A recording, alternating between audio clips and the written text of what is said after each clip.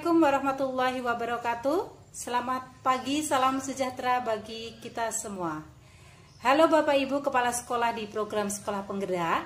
Pada kesempatan kali ini saya ingin berbagi video simulasi in-house training yang dilaksanakan secara daring menggunakan aplikasi Google Meet. Untuk itu Bapak Ibu, marilah kita saksikan video kami tentang simulasi IHT. Selamat menyaksikan. Terima kasih. Bismillahirrahmanirrahim. Assalamualaikum warahmatullahi wabarakatuh. Selamat malam, salam sejahtera bagi kita semua. Bapak Ibu yang kami hormati, marilah kita lanjutkan pembelajaran pada malam ini, melanjutkan apa yang sudah kita pelajari pertemuan sebelumnya. Nah, agar pembelajaran pada malam ini kita berjalan dengan lancar, ilmunya barokah, maka marilah kita awali pembelajaran ini dengan pembacaan doa. Kami mohon untuk Bapak Muhammad Imam berkenan memimpin doa pada awal pembelajaran ini. Disilakan, Pak. Assalamualaikum warahmatullahi wabarakatuh. Teman-teman sekalian, peserta Diklat SP, untuk memperlancar apa yang akan kita lakukan pada malam hari ini, marilah kita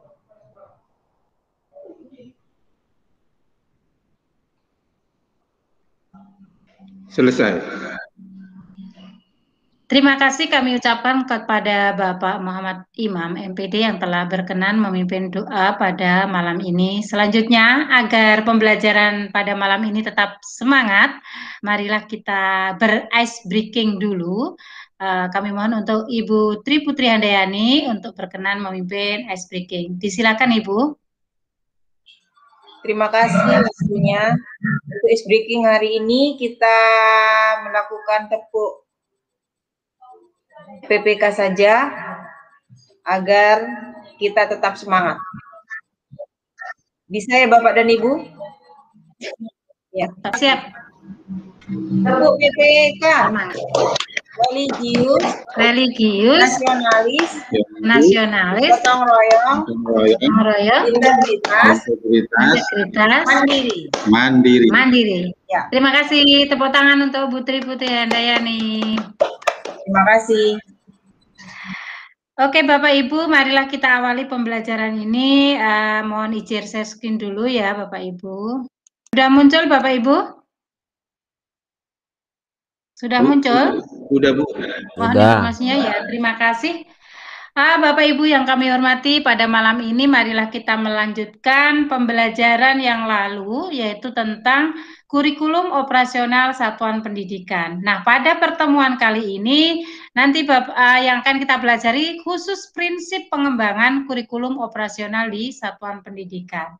Nah, Bapak Ibu, tujuan dari pembelajaran pada malam ini, Bapak Ibu nanti diharapkan untuk bisa mengenal dan menyebutkan juga prinsip pengembangan kurikulum operasional di satuan pendidikan, memahami dan mengimplementasi prinsip pengembangan kurikulum operasional di satuan pendidikan.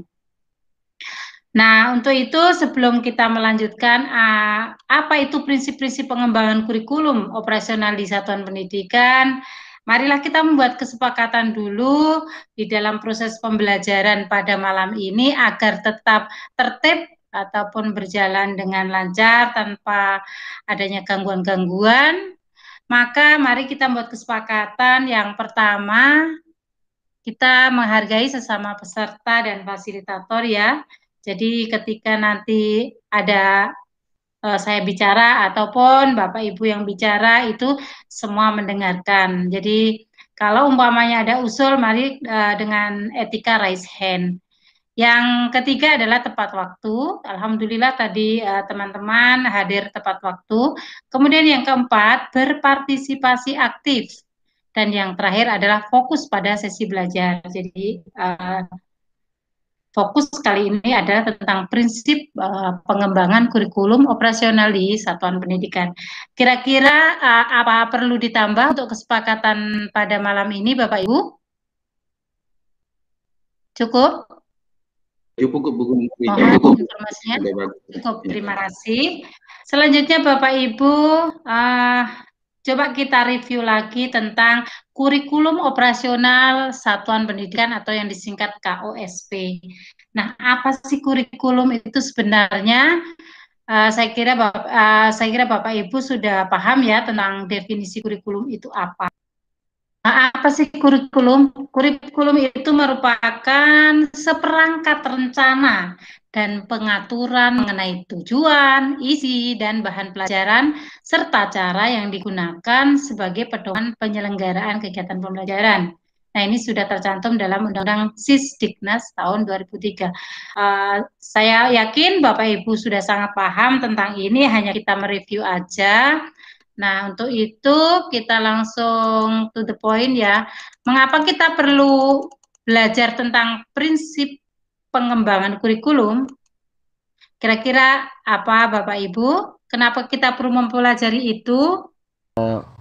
Kita perlu mempelajari kurikulum karena kurikulum itu merupakan arah.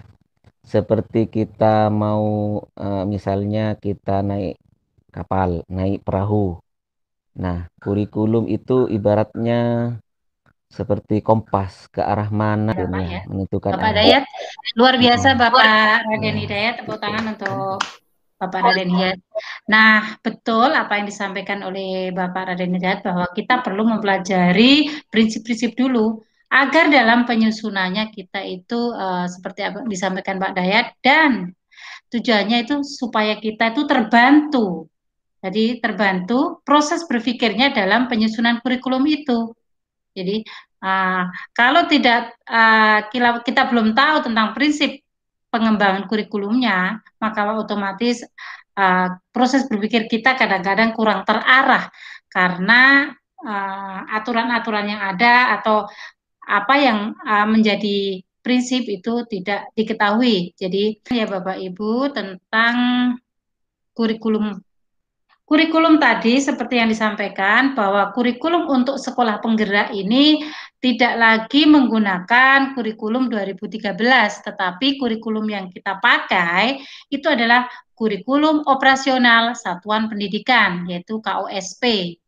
Ya, jadi untuk definisi atau pengertian kurikulum saya kira tidak berubah, hanya konten mungkin atau kompetensi-kompetensi yang ada di dalamnya mungkin ada sedikit berubah. Jadi di dalam kurikulum tentunya ada rencana, ada tujuan, ada materi, dan sebagainya. Kemudian komponen kurikulum operasional ini disusun untuk membantu proses berpikir dan mengembangkan satuan pendidikan. Dalam mengembangkannya, dokumen ini juga merupakan hasil refleksi dari semua unsur pendidik di satuan pendidikan tersebut. Nah, untuk itu Bapak Ibu, nah di sini langsung to the point saja bahwa prinsip pengembangan kurikulum itu ada 5 ya. Yang pertama adalah berpusat pada peserta didik. Kemudian yang kedua kontekstual, yang ketiga esensial, kemudian yang keempat adalah akuntabel dan melibatkan berbagai pemangku kepentingan. Bapak Ibu yang kami hormati, marilah kita pelajari bersama satu persatu tentang prinsip pengembangan kurikulum operasional di satuan pendidikan. Yang pertama Bapak Ibu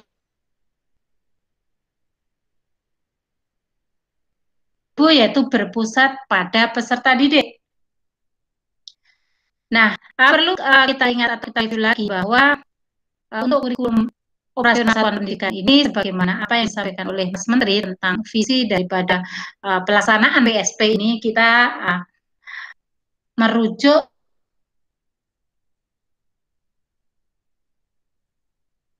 semuanya itu kepada visi, yaitu mewujudkan profil pelajar Pancasila. Jadi di sini orientasinya adalah peserta didik. Peserta didiknya akan dibentuk menjadi seorang pelajar yang mempunyai kompetensi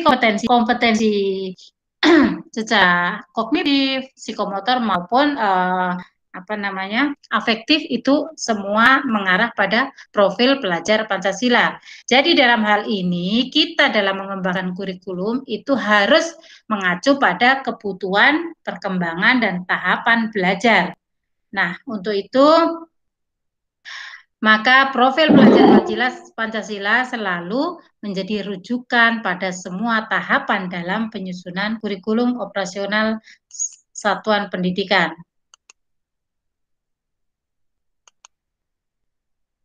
Selamat datang kepada Bapak Ibu yang mungkin karena sinyal ya, jadi terlambat. Saya lanjutkan Bapak Ibu. Untuk prinsip pengembangan kurikulum operasional di satuan pendidikan selanjutnya, yaitu kontekstual.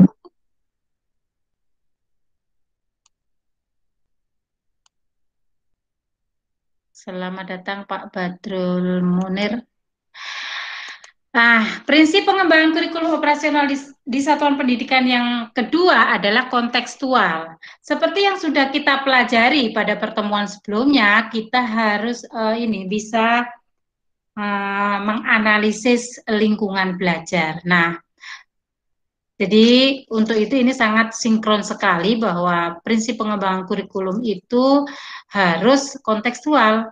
Artinya baik konteks sosial budaya maupun dunia kerja itu harus menjadi pertimbangan utama juga di dalam prinsip pengembangan kurikulum. Jadi secara konteks itu artinya harus menunjukkan kekhasan dan sesuai dengan karakteristik satuan pendidikan.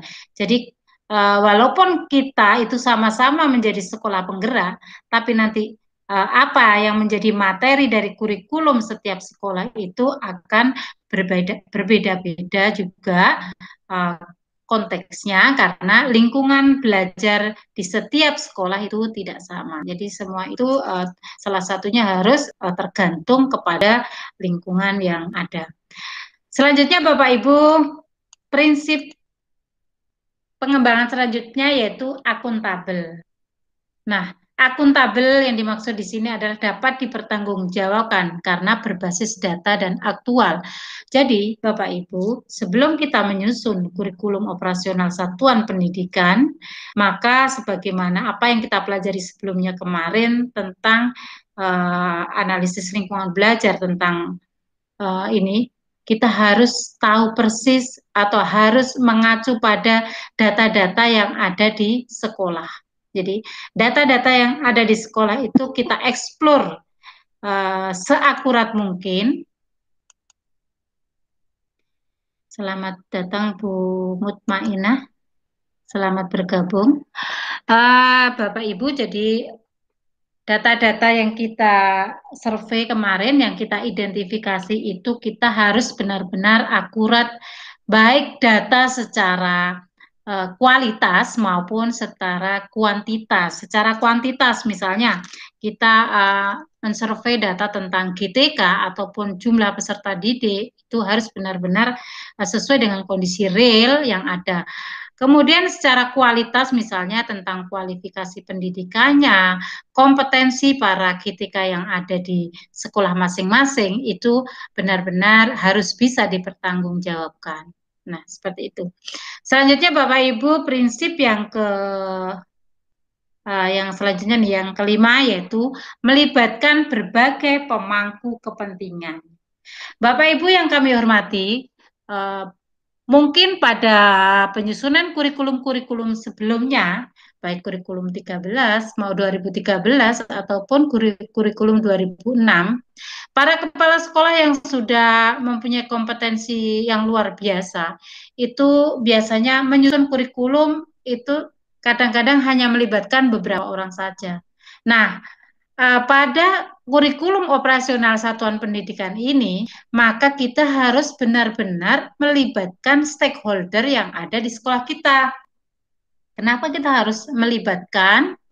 Nah, karena agar tahu, seperti yang kita pelajari beberapa hari lalu, bahwa kita harus melibatkan semua stakeholder yang ada, itu agar tahu apa yang akan direncanakan di sekolah itu, kegiatan-kegiatan apa saja. Nah, nanti supaya semua stakeholder yang ada itu tahu tentang tujuan dan realisasi dari semua rancangan yang sudah disusun. Salah satu stakeholder yang ada di sekolah kita yaitu Komite Satuan Pendidikan atau Komite Sekolah. Kemudian selain itu kita bisa melibatkan langsung pada pengawas ya. Mungkin pengawas karena kompetensinya lebih tinggi dari kita bisa sebagai narasumber pada waktu penyusunan kurikulum itu. Karena dalam penyusunan kurikulum itu Bapak Ibu kita bisa dikemas menjadi suatu event seperti workshop atau in-house training. Jadi Bapak Ibu nanti dalam penyusunan kurikulum bisa dikemas seperti itu. Nah, mungkin kalau seperti sekolah-sekolah bukan SD itu SMK, kita banyak melibatkan DUDI atau dunia usaha ya, dunia industri dan usaha. Nah, kalau seperti kita bisa juga selain melibatkan seperti SD ya, yang terutama yang kita tekuni atau yang kita geluti pada saat ini, maka kita bisa melibatkan orang tua, sebagian orang tua kita undang, misalnya kita melibatkan organisasi-organisasi yang relevan dengan sekolah, yang bermitra dengan sekolah kita, bisa kita undang juga. Selain bisa sebagai peserta, sebagai upaya kita untuk mencari aspirasi dari bawah bagaimana agar sekolah kita itu benar-benar eksis di daerah tersebut, memenuhi kebutuhan masyarakat di lingkungan sekitar. Maka itulah kita harus melibatkan berbagai pemangku kepentingan. Bapak Ibu yang kami hormati, demikian tadi 5 prinsip pengembangan kurikulum operasional di satuan pendidikan. Kemudian Bapak Ibu, tak lupa kita harus pada waktu menyusun kurikulum, kita harus mengacu visi misinya itu sesuai dengan harapan pemerintah, yaitu pelajar dengan profil pelajar Pancasila, seperti itu. Karena pelajar Indonesia merupakan pelajar sepanjang hayat yang memiliki kompetensi global dan berperilaku sesuai dengan nilai-nilai Pancasila.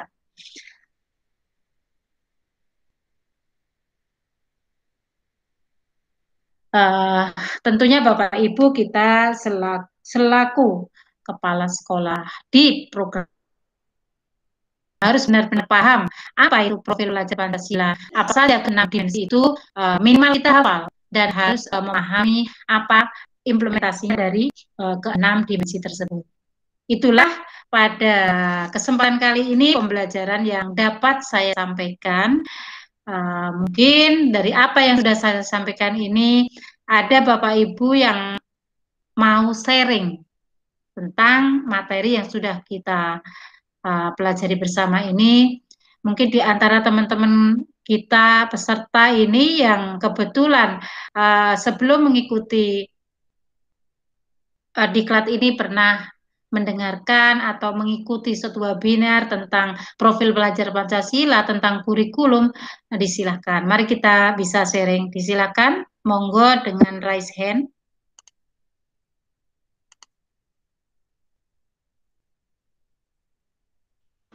Ada mungkin? Sudah jelas, Bu. Sudah jelas. Alhamdulillahirrahmanirrahim. Terima kasih. Untuk yang lain, Ibu Putri, monggo mungkin pengen menambah, karena di sini itu kita sifatnya sharing. Artinya begini, apa yang disampaikan mungkin ada yang ketinggalan dari saya, nanti Bapak Ibu bisa menambahkan. Jadi kita di sini belajar bersama dan sama-sama belajar. Begitu. Ya. Terima kasih waktunya Ibu Mumpriyanti. Ya. Ada beberapa hal yang perlu saya tanyakan terkait tadi penjelasan Ibu bahwa kalau kita ini nanti di 2021-2022 akan melaksanakan kurikulum sekolah penggerak. Nah, seperti kita ketahui bahwa kurikulum nanti yang akan kita buat itu ada 2, kurikulum 2013 dan kurikulum sekolah penggerak. Nah, yang perlu saya tanyakan, untuk pembuatan visi dan misi di kurikulum 2013 tentunya berbeda dengan kurikulum sekolah penggerak.